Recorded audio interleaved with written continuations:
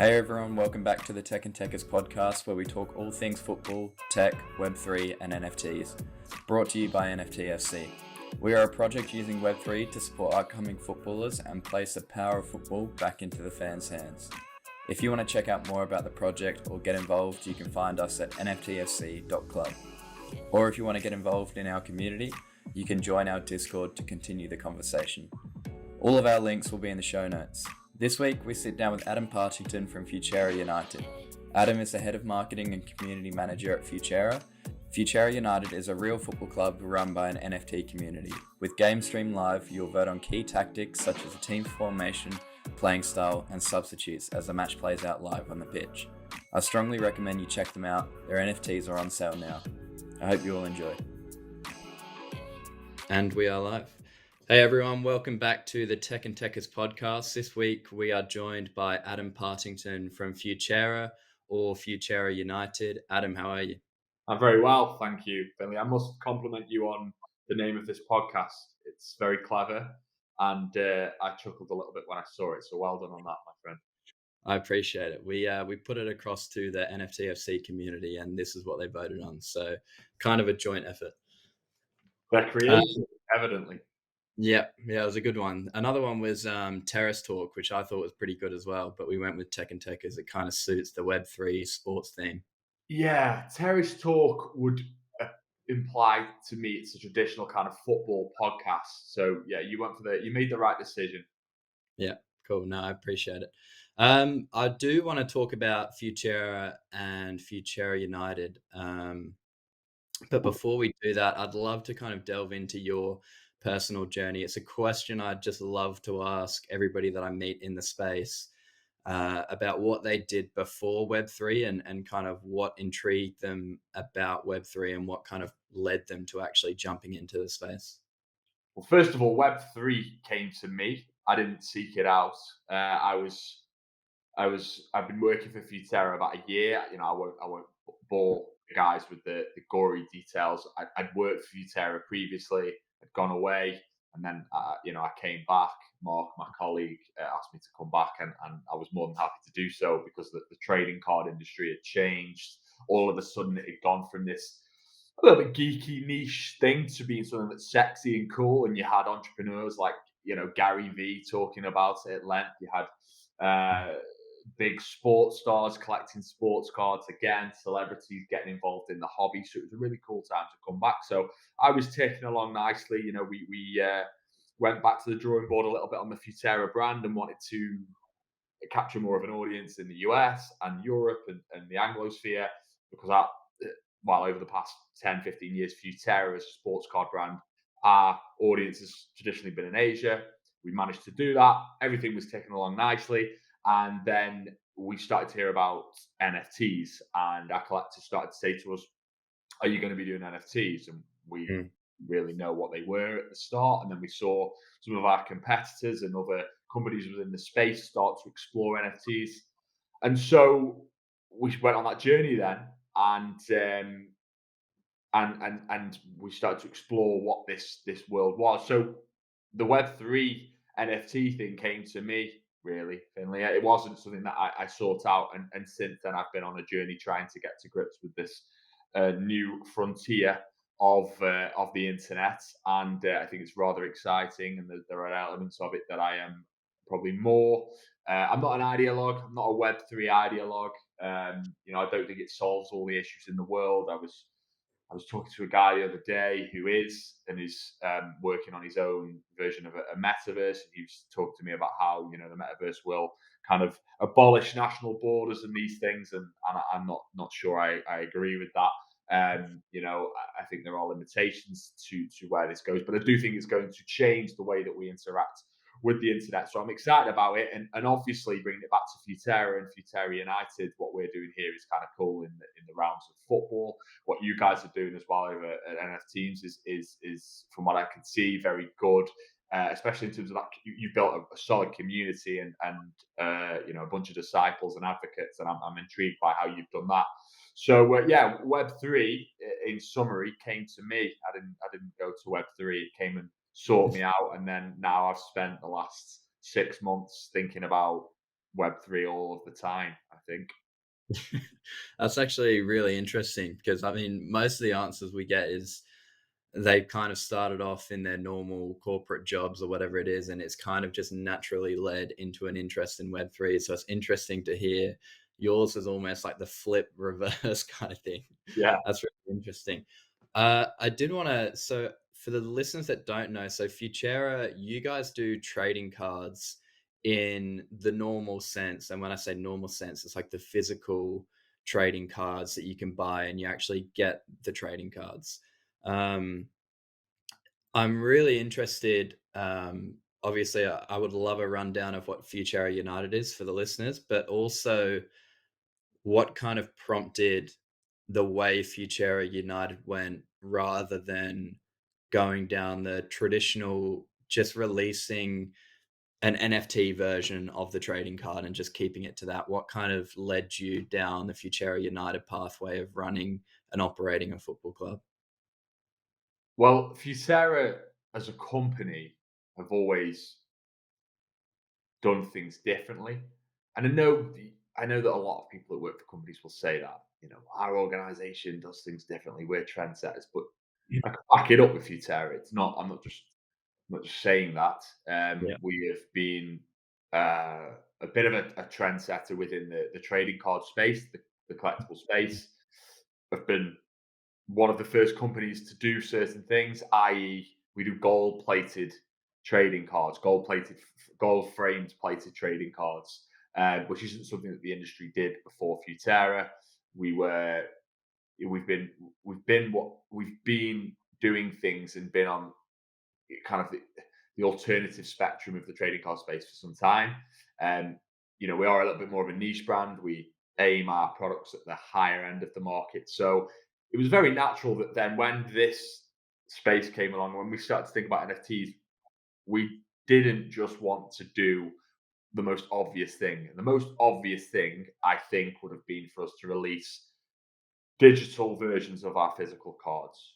Yeah. We've kind of done that in the past, actually. Another interesting thing about Futera, and Mark and I have said this publicly as well before, is we feel like at times we've done things a little bit, we've been too early on things. So we tried the real football club thing.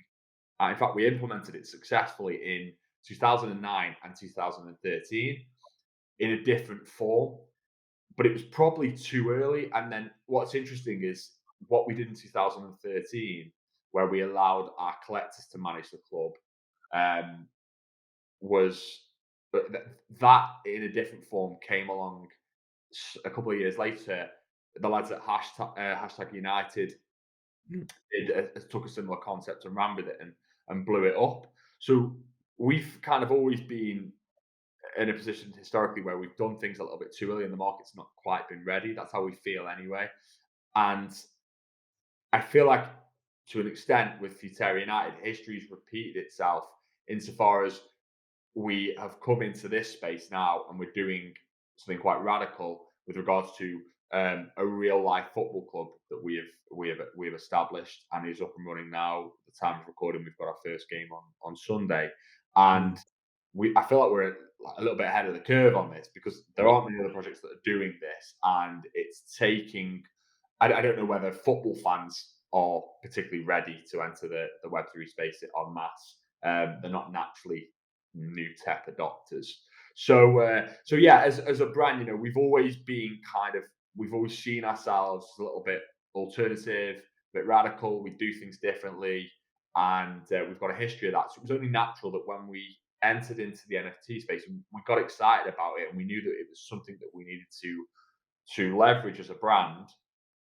We wanted to do it in a way that aligned with our values as a company, and also not just do what the others were doing because that comes natural to us.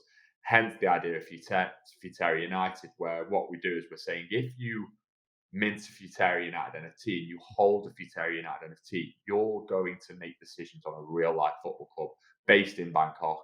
The club is set up even before we'd sold an NFT, we started to put the groundwork in place because that was another thing that we noticed. Finley, there was a lot of promise in the NFT space, And Yeah. as a brand, I don't think you can do that. I think the consequences are too big, especially if you've built up 30 years worth of heritage and a customer base. You can't then just roll into a new sphere and say, we're going to do X, Y, and Z and not deliver on it. So we knew that we had to deliver on the things that we said. So yeah, we set a stall out. We're going to set up a football club. We're going to allow our community to manage the football club.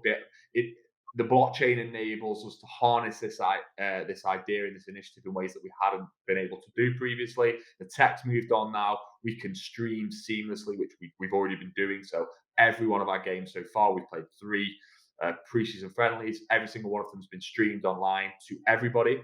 We've run multiple votes to our token holders. We use a system called Snapshot, which allows the token holder to link their MetaMask to the software, to the platform, and then initiate the vote. So they can vote on, and they've voted on everything from our club badge to what our home and away kit looks like, to which players play for the squad.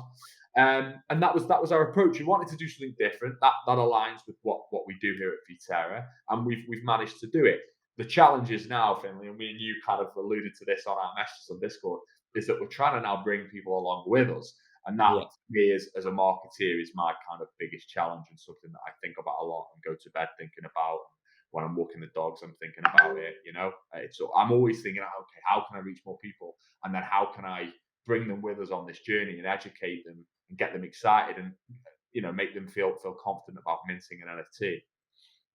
Yeah, definitely. I definitely agree. And I think Futera, what kind of interested me at first, I mean, there's a few projects where I speak to and they want to action things as soon as they launch, which when you compare it to the rest of the NFT market is a good concept, because a lot of these other NFTs just say, oh, we'll do it at a later date when we get the money. But Yeah. Futera is already, for me, and I look at Futera and what you guys have done in the past is you were perfectly geared to enter the Web3 space years ago.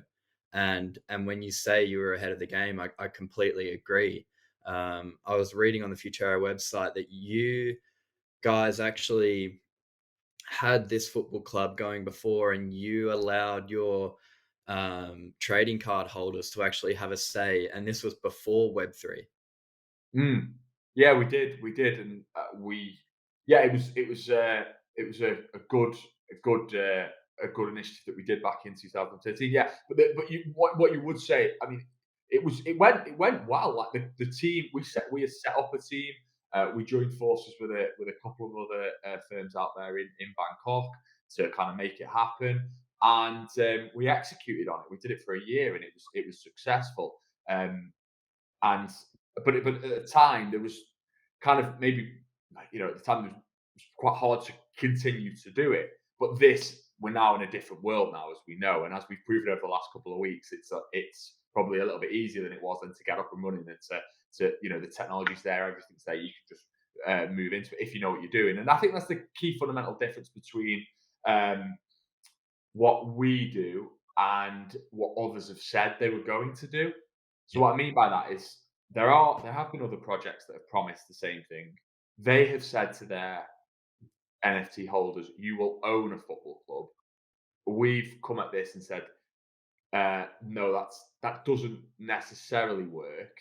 And another key point of difference between us and some of the other projects that have tried to do this is that they've talked about. There was one in particular that didn't go well, where I think a lot of people lost a lot of money. They came in to the space a little bit earlier than us, so there was more of the NFT boom going on there, and people were jumping into projects left, right, and centre. You'll probably remember those days. The world's changed a little bit, but they were saying to their token holders, right, okay, we're going to buy a football club. We knew, because we've been through this process before, and because I think, Mark and I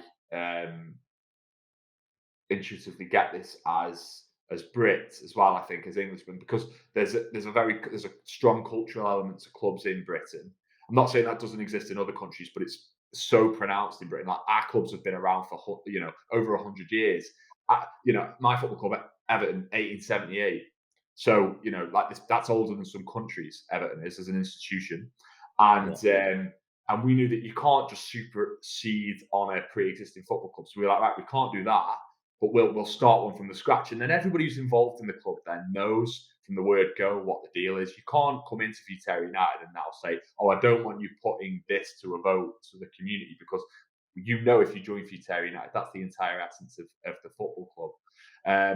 So I can't remember what your question was, but I'm just going off on a little bit of a tangent there with regards to what the fundamentals of the project are. What was your question? I can't remember.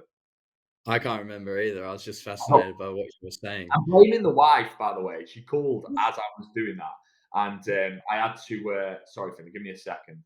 And I had to put it down on her. So she made me lose my track of thought. They have a tendency to do this. Let me just check she's okay. 2 minutes, mate. You keep asking me if you want to ask me the next question. Um, Yeah, cool.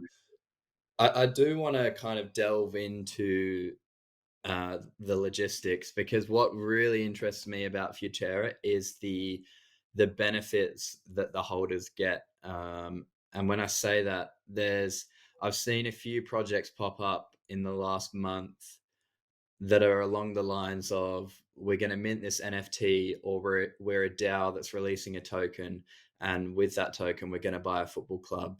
But what that looks like is completely different to Futera United. And when I first started NFTFC, the very first thought I had for NFTFC before supporting the young players was starting a football club in the lower leagues, similar to Futera United, and having them work their way up. But in my mind, the logistical challenges that came with that would have been an absolute nightmare. So I take my hat off to Futera United for taking on that challenge.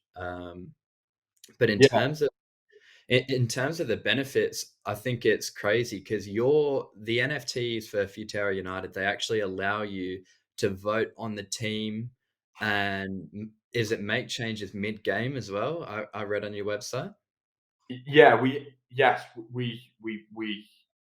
have a system in place where we've got a designated person who is on Discord and on the bench. So we're able to do that during the game. There was I think it was the second friendly we did where we first did that. I think it was the second game, and yeah, it worked fine. There's that conversation, we don't. Let me be clear. We have got a football club to look after, and we need the club to be successful. So there won't be just the votes aren't a free for all. So we won't Yeah, just say you can't just buy an NFT, minted NFT, and then come in and decide to play the centre forward in goal.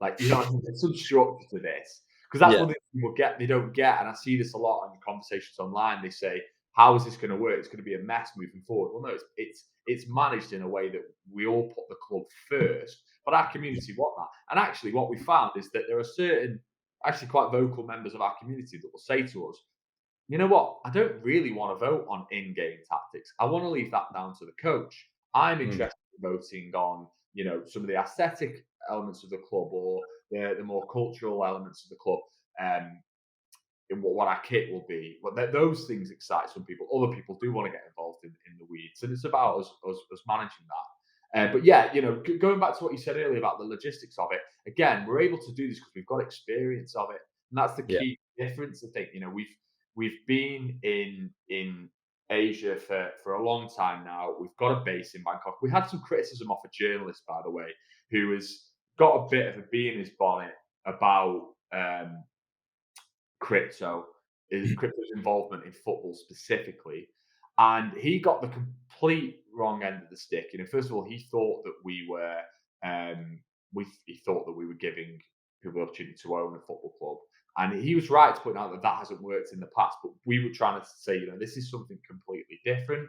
And yeah, he was very focused on that this isn't going to work. It's going to be chaotic, and I think so far we've kind of proven him and others wrong on this one now, because we've got a system in place, and because we've done it before to an extent, not in the Web3 world, but because we've done it before, we kind of know the lay of the land. So we didn't just go into this blind. Like, there was a lot of planning and there's previous experience there, and also on top of that, the criticism that we got from this guy is that we just kind of plonked ourselves down in Bangkok and them started to do this project. That's not the case. You know, the company's been the production elements of the company, i.e., making the cards, has been based in Thailand now for quite some time. Like, we've got academies there, we've done girls' football tournaments there, we're embedded in the football culture of Thailand, and we you know and we've not just turned up somewhere and randomly rocked up and now set up a team here. There's been a lot of work that's gone on over the past couple of years, not intentionally because we didn't know this was coming, but it served us quite well. So yeah, I think that's probably the main difference, and it is hard. It is a logistical headache sometimes, Yeah. but the fact that we've done it before enables us, to execute on this, which I think is cool. Yeah, I think there is a lot of negative media around NFTs or Web3 in football. And I think the majority of it, from the time I've spent in Web3 and observing the space, a lot of it comes from a place of a lack of understanding, to an extent where I can understand it. Like, a lot of the media tends to focus on the things that go wrong with the space, the scams that happen, and that kind of changes people's perspective on the space, which I think is a shame, because when I look at the space and projects like yours and I see the way that they're actually benefiting communities, I mean, like, this is stuff that never really could have happened before Web3. For holders to actually buy an NFT that allows them to have a say in a club and how it's run is revolutionary. And I think football fans, they get together after the games all the time. Whatever teams they support, they get together in the pub and they're always discussing the coach should do this, the coach should do that. And for one of the first times in history, they can actually have that say and actually make an impact, follow along with the journey of a club. So I think what you're doing is really interesting. And I think it is only a matter of time before everybody starts to see past all the noise and past all the negative media and actually starts to see the benefits. I hope so. You're right, because again, as a football fan, I'm an Evertonian, Mark's a West Ham fan, and both of us, we both support not very successful clubs, but clubs that play in the top flight. And is that a Man United cap you've got on there? Yep. Yeah, so you're a United fan, right? So we all support the top tier of English football. That might not be the case next season for Everton, but we'll skip over that, right? So my point is, though, is that those clubs, the higher your club goes in the football pyramid, the less connection you feel with it. That's just Yeah. what happens, because these clubs now are massive corporates, and they kind of wear the skin of your football club, the history and the traditions of your football club. You know, Yeah. there's not a lot of connection between the Everton of the 1920s, of the 40s, of the 60s to modern day Everton. There just isn't, right? There just Yeah. isn't. Well, I'm not going to go into that. We all know what I'm talking about. So there's quite a nice element to Futera United. It's not the only element, remember, by the way. These are physical one-of-one digital collectibles. Sorry, Yeah. not physical, digital one-of-one collectibles from a physical trading card company. So the NFTs, and they've got their own traits, and we're doing the stuff in the metaverse, which we can talk about as well. Which again, we've brought some land. Okay, we're at the mercy of Sandbox in terms of their development, but we've put our flag in the sand already. We've said, look, we're going to be building a football stadium. We're going to do X, Y, and Z, but we've already put that flag in the stand. But so going back to the club element and the democratization of football, like, as a football fan, I don't have that connection with Everton. I don't know what goes on at Everton. The decisions that go on at Everton sometimes are crazy, bizarre. Who knows what goes on there? Well, if you Futera United, this model is very different. Is that you do know what's going on at the football club. You have that access to the football club. Some people like it. If you're a purist, you might not. If you're someone who's excited by the future and maybe naturally inclined to be excited by the future, and you're maybe a bit more progressive in your outlook about these kind of things, then you're going to be drawn to it. But yeah, you're right, mate. It's the first time in history that you're able to do this, and because of the blockchain technology, we're able to validate who has a token. We're able to initiate the voting system. So it's a democratic football club in its true essence. Because you get to decide on already. If you own a Futera NFT, you've chosen the squad, you've chosen what the home kit looks like, the colours of it, the away kit colours. You've chosen the badge. You're going to choose the nickname very soon as well. Like what other football club can you say that for? It's just Yeah. doesn't. So yeah, I am excited by it, but the key is at the moment is trying to bring people with us, and that's the hard thing right now. I've found.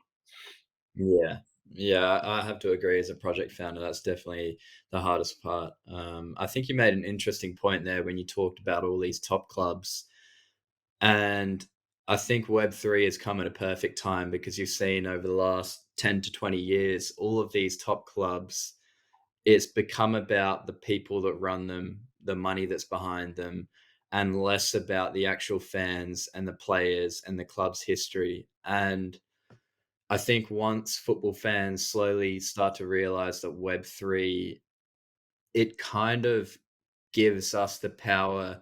And I'm not saying it's going to completely revolutionize the space and overtake these corporations that run these clubs, but it definitely gives us a vehicle to help give back benefits and access to fans. And one of the most crucial parts about Web3 is that us as projects and founders can start to give back more benefits than ever before to customers that are no longer customers, they're community members. And we can start to give back benefits that you've never really seen before. What I'm really excited for is for these top clubs to start to release like season tickets that give you an increased access to the players or the player's journey. I think it's in terms of what we can do with the space, it's limitless. As long as the projects keep in mind the community. And I think that's what's kind of deterred a lot of people is there's a lot of projects that don't look to the community first. They look to the money that they can make. Mm. Um, Another question I have is, how do you kind of see Web3 benefiting football communities? Um, and what do you think that future looks like? Well, it's very hard to say. The future is always hard to determine. None of us know what's coming, but I certainly feel like we will see more and more of a push to democratize the game via Web3. I do think as projects like ours mature, there will be others. There have been attempts already. The guys that Wagami FC or something to do with Gary Vee, I think. So they did try to inquire about purchasing Bradford. Again, they'd have encountered the same issues that I spoke about earlier on in the show. That's a pre-existing club. So I think coming in from the outside, but once you get maybe someone within the club, so I used to do a lot of content for Everton's biggest fan site called Grand Old Team. So I used to interview fans after the match outside the ground, and we talk about the game, and that go out as part of like fan content. There's a lot of this now in the English game, well across the world now. A lot of clubs do it. A lot of clubs. So if you got like a fan based movement that already exists within the ecosphere of the club, and they decide that they want to try and take back the power of the club via utilizing Web3 NFTs. As you said, season tickets, the token holders are the owners of the club. You're going to see more of that, I think. I'm certainly expect to see more of that as we move forward. What that looks like exactly, whether or not it'll work, I don't know. Whether or not a club run by its supporters would be better run than by a wealthy owner. I don't know. You think intuitively that it would be, but I don't know if that's necessarily the case. But we will see. Only time will tell. But yeah, I certainly think. I think on the ticketing side, I could see a point where we will get to where your season ticket would be an NFT. Of course, that's coming. And actually, I think another element to this that doesn't get mentioned is the e-commerce side and the metaverse. So I can conceive that in 5 to 10 years, maybe sooner, more like 5 years, each club would have their own stadium in the metaverse, and Yeah. fans. Your season ticket may also give you access to that stadium, so you can go and watch a game in the metaverse. I think that's Yeah. coming. What's interesting about the sandbox is when I was being shown around it before we made the purchase. At present, there is no land or space that's been purchased by any of the major clubs. Man City might be closest we have had conversations with some of them on this about trying to incorporate them into what we're doing, but it's very early days. So yeah, I think apart from the obvious things that we've mentioned, i.e., fans trying to buy football clubs and utilizing NFTs to do so, which I think is probably going to happen at some point. I actually think the less obvious, but in an ironic way, maybe slightly more obvious, is clubs utilizing the metaverse to go to the club shop. Yeah, I'm really intrigued by that whole area of this, the e-commerce side, and I think as a marketeer, that's what marketers really need to get to grips with. Is yeah, there's going to come a time where you would go into you will go into a shop on the metaverse. Let's just take a brand. Uh, my mate likes a lot of the boys in England wear Stone Island, right? You go to the Stone Island shop in the metaverse and you see a guy standing there in a coat and he's like there in real time. Who knows? Maybe with the technology, you might be able to touch the coat and feel its texture. That's coming. That will be how we will shop in the yeah. future. So I think that's what we'll see clubs maybe accelerate a bit of adoption, and that's something I haven't seen mentioned that often actually. But I think I can see that they've got their own club shop or a stadium where you go in and you buy your merch in there and watch games. Yeah, that's actually a really interesting point. In terms of the stadium itself, I mean, you just got to look at the VR goggles now. I mean, I don't know if you've used them before, but when you put them on, I mean, they're already extremely realistic. So what they're going to look like in 5 to 10 years, I think people kind of tend to take NFTs for face value in terms of, oh, it's a monkey picture that sells for hundreds of thousands. But if you look beyond that and to projects like yours that are innovating and using the space for what it's meant for to benefit communities, I think it's just limitless. Like for football fans, if you could put on a pair of VR goggles and actually be in a stadium watching the game, it for me that would beat just watching it on a laptop screen or through the TV. Um, I think the UFC even announced they were planning to do something similar where you could put your VR goggles on and actually watch the fights live. So I think it's actually closer than I mean, envision. The thing that I've kind of learned from the Web3 space is what you think is going to happen in a few years, it tends to happen in a few weeks or a few months. The pace of innovation is just increasing rapidly. Yes, exactly, exactly. I mean, who saw this coming even at the start of the coronavirus stuff? This was no one's radar really. Not, Yeah. I mean, there were people that were thinking about it, but not in any great detail. And it's a whole new. I mean, my job's changed dramatically. I started my role at Futera thinking about physical collectibles. I still think about physical collectibles a lot, and I'm still doing a lot of work to try and build our brand and build our customer base. But it wasn't even on my radar. Now it's at the moment, 60-70% of my time is spent on an NFT project. Naturally, as we're trying to get this off the ground, the cards thing, uh, we are still heavily focused on. But for me personally, a lot of the work's being done there to an extent. It's just about building upon pre-existing infrastructure and the audience that we've got. And but the NFT thing, we're having to build that from the start. So that's the thing that just wasn't on my radar. So this is what I meant earlier by it's very hard to predict the future, and I'm always skeptic of people because what you do when you predict the future is and this happens all the time. People look at pre-existing trends and then they base their future predictions on the pre-existing trends, which is all they can do. But Mm. to use a Taleb quote, the future is always crazier than you can imagine. Yeah. So who knows, Finley? I mean, it's the wild, wild west right now. The world is, as we know, on multiple levels, completely insane. Everything's batshit. Nobody knows what on earth's going on.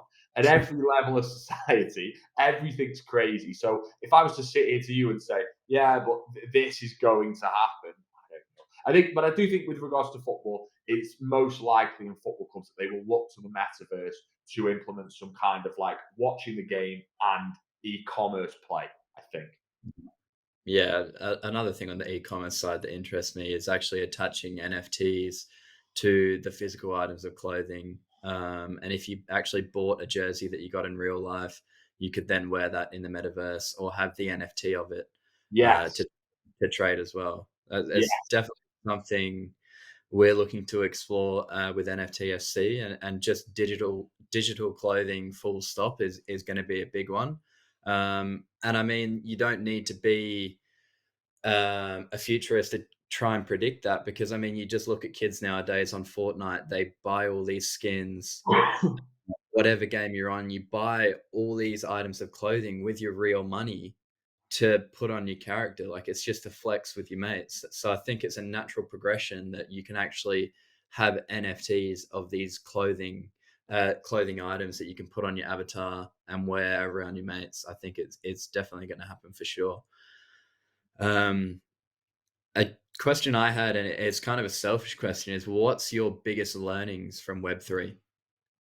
Ah, where do I start? You've, I've learned so much. It's hard to condense the answer on that one thing. I'll be Yeah, honest with you. I'll back that up again and say I've spent the last 6 months writing sporadically when I've got time, writing a little medium blog. There's maybe 8 or 9 different posts on there outlining this. I did a post the other day where I spoke about where I wrote about the 3 main things I've learned uh, in a roundabout way. I think as a marketeer, a lot of the fundamentals still apply, and I came into this world thinking this is a completely new thing, and all the things that I've learned from Web 2 are no longer applicable here, and that's not really true. yeah, I got a bit swept away with this is different, this changes everything.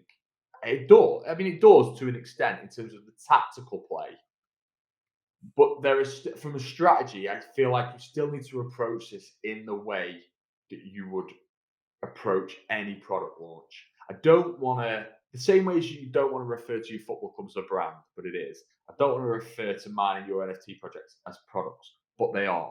They're yeah, products, right? You have a product that you want to sell fundamentally. I want people to buy our NFTs.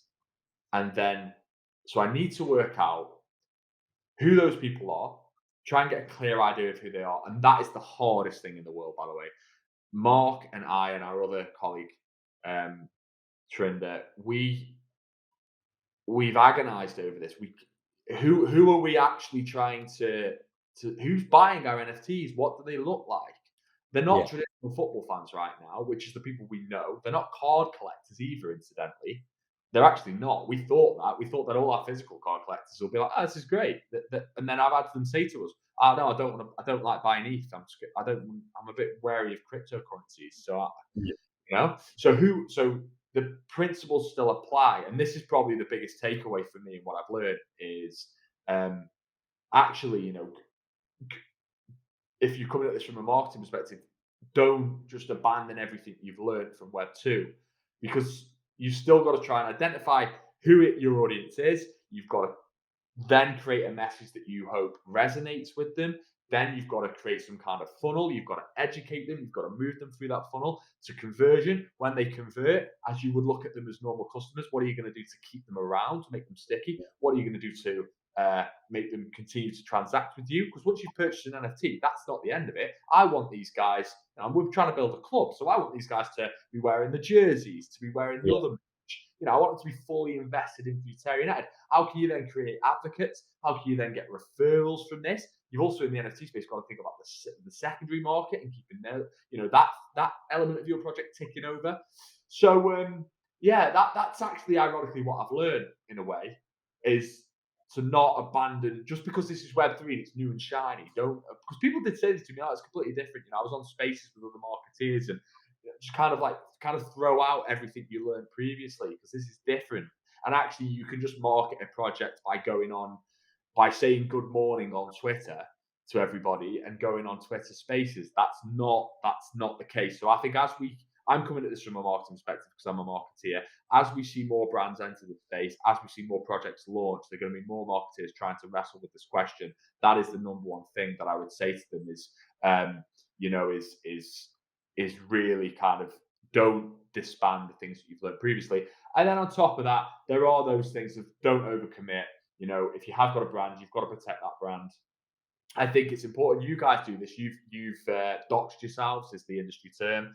and so have we. So I think that's really important. Actually, I've written articles on this, and I've said, show your face if you're happy to. Like I am the face of Futera United because I'm the one that puts, I do these and whatever. And I think if you can do that, if you're comfortable to do that, I think do it because it gives that reassurance.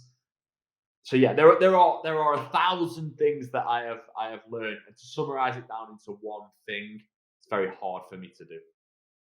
Yeah, there's definitely an interesting point, and I think the idea of Web 2 being completely different to Web 3 isn't true. And I think if you look at the space as a whole, there's quite a few people that are a bit hesitant to get in the space because they think that they've kind of missed the boat. And I would say that that's not the case. And there's very few people in the space that are experts. I would just say the majority of the people in the space at the moment are just enthusiasts and they're interested in the space and they enjoy learning, but it's definitely not too late. And I think there are a lot of principles, like you said, that transfer from Web 2 to Web 3. It leads me into my last question. Sorry to jump in there, Finley, but yeah, um, that whole thing about experts, you're spot on, and I wrote that in my Medium article because I Yeah. feel like I listen to people like I read Pets. I know you had Pet on the last guest. Yeah. Very very smart guy. I read his crypto newsletter, which I recommend everybody who's working in the sports NFT Web3 space should subscribe to that and read it. I read him, and I'm like, he, he evidently thinks about this more than me, and I think about Mm. it a lot, and dare say, he's a lot smarter. Um, Yeah.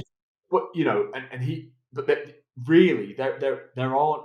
I certainly, I've thought about this a lot over the last 6 months, as as I've already said, and spent multiple hours on it.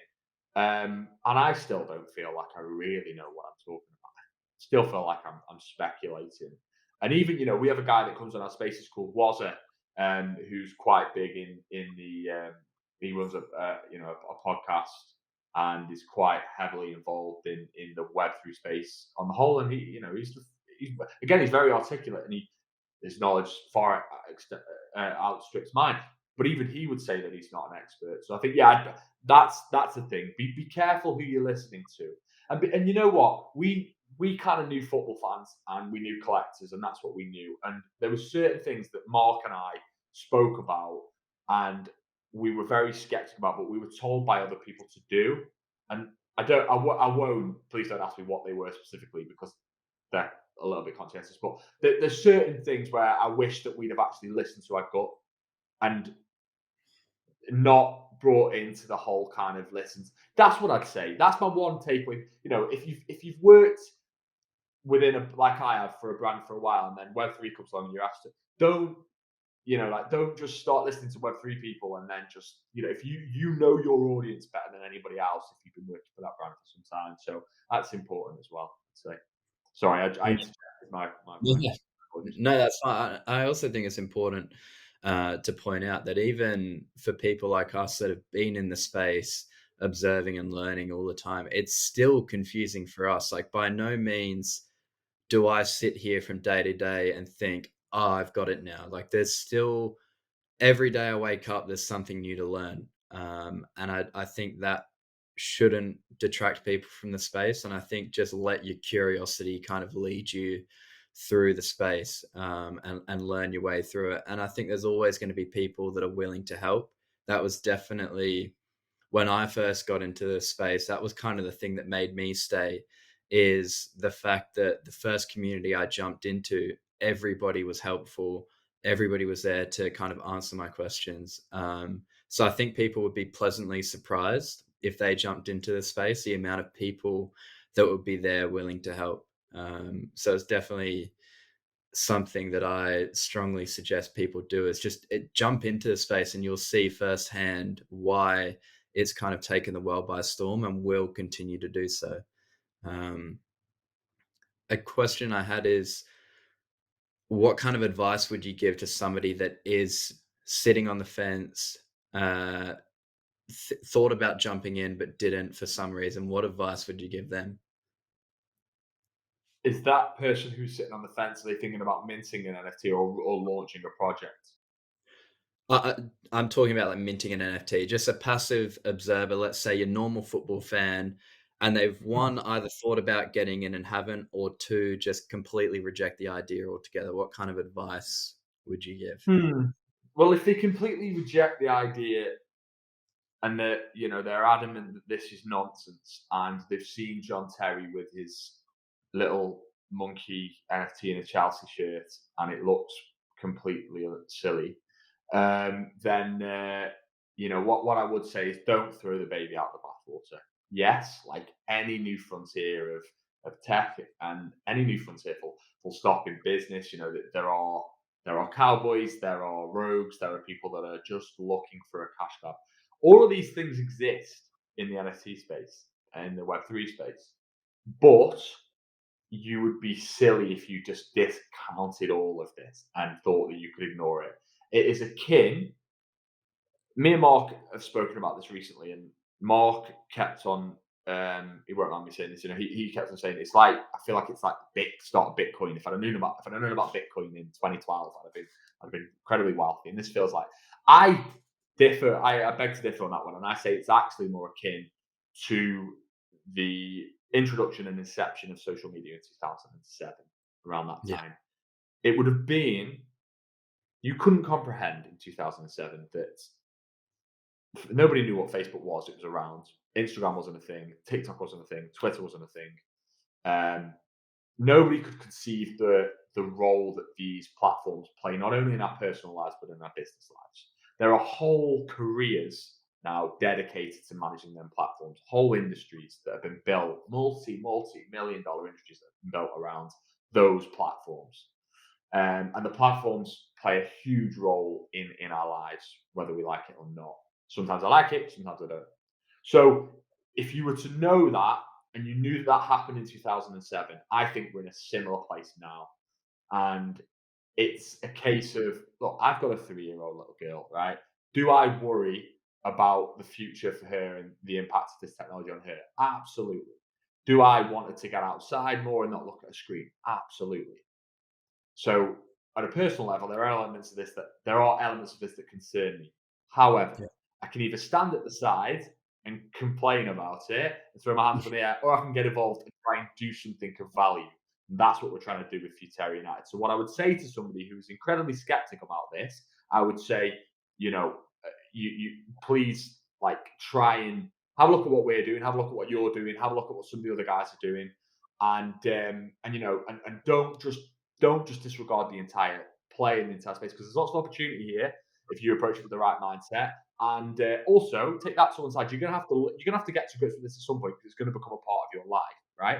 Then it's going to be advantageous to you if you utilize it in the right way. Then, if it's a person that's sitting on that fence that's like, I want to get involved, I get that ad, I'm not going to throw the baby out of the bathwater. I see the potential, but there's just so much noise.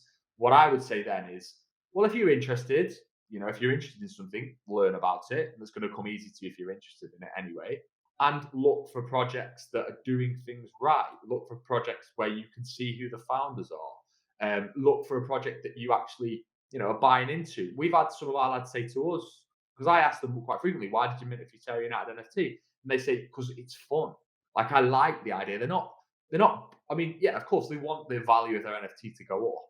If I pretended that wasn't a factor, I'd be lying to you. Of course, they want that. I want to see it go up. We all want to see it. It's great, right? But ultimately, it's fun. So if it doesn't, it will. But if it doesn't, then they've got something that they enjoy. They're in part of a community. So look for projects that you naturally gravitate towards. Look for projects that are put together by people that you feel like you can trust, that have a stake in the matrix. I.e., we as a brand, Futera, want to protect that. We're not going to start pissing around with people's money here. We want to execute. We want to do something we're passionate about it. And yeah, look for projects that are actually trying to move the space forward in a positive way.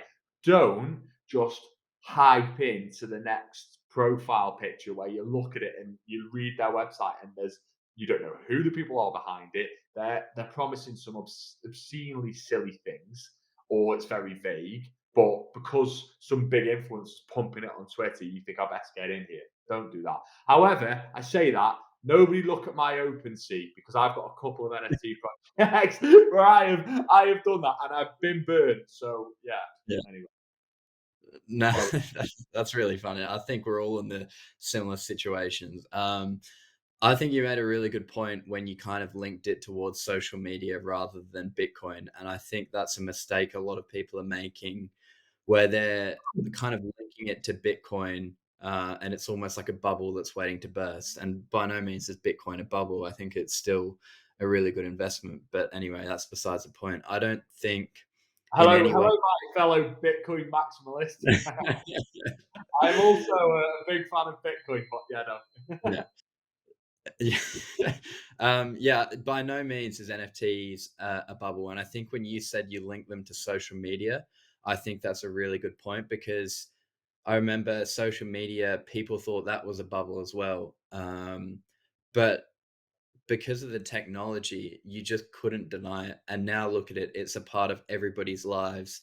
Even our grandparents now that had no idea about phones, they've all got iPhones to communicate on FaceTime and text and Messenger. And I think NFTs are just the next level up. Um, and you mentioned like COVID a while ago, and I think like that was almost a catalyst for the NFT space. Like when we were all stuck inside in our rooms and we were forced to sit on FaceTime or sit on Messenger, we were crying out for something a little bit more realistic, a little bit more deep and meaningful in terms of connection. And I think NFTs offer that. And yeah, it's just a really good point. It's by no means is it a bubble. It's just a natural progression. And as our lives become more digital, I think it's only a matter of time. Um, I am very conscious of your time. We did. It's funny. We tried to keep this to a minimum 25 to 30 minutes. We It's said fine. that last as well. I'm the one that's been rambling on. Well, anyway, I think it's the thing that I love most about space is speaking to people like yourself. I always get off calls like this, and it just makes my day better being able to speak to people that think on the same level or even push my current understanding of the space.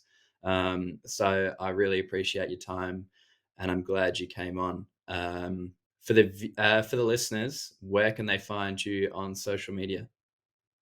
Well, I'm personally at Port Adam, but don't follow me. I mean, I've got that account, and I just basically moan about Everton. So, and make the odd reference to our NFT project. But the important thing that I would implore all of your listeners to do is to follow us at Futera underscore NFTs, which is the Futera United account, and head into our Discord. We've got a great community, some really good guys, the likes of Blue and Shin and Lawrence. Red, some of the I probably missed a few guys out there that are really vocal on there, and they're making everybody really, really welcome that jumps in, and that's the best thing about this. I'm actually catching up. We're hopefully going to catch up with one of our and Lawrence, one of our big holders in our holiday in Wales in a couple of weeks, and he lives over that way. So I'm going to go catch up with him. And it's these little things that are so beautiful about this what we're doing here, and you know, I'm those things make me really optimistic for the future. Yeah, yeah, definitely. I would encourage anybody that's listening that hasn't checked out Futera, definitely go and check them out. And your NFTs, they're still on sale. They can still buy into the project. Yeah, they're minting. You know, we had that initial burst, and then the mint has slowed, and we're thinking of ways to reinvigorate it. But more importantly, you know, we're just trying to also ensure that we're delivering on what we said we were going to deliver, and we're taking care of the people that have shown um, that early faith in our project. And you know, there's going to be another hype train swings around soon on NFTs. The mass public adoption will, I think, pick up again.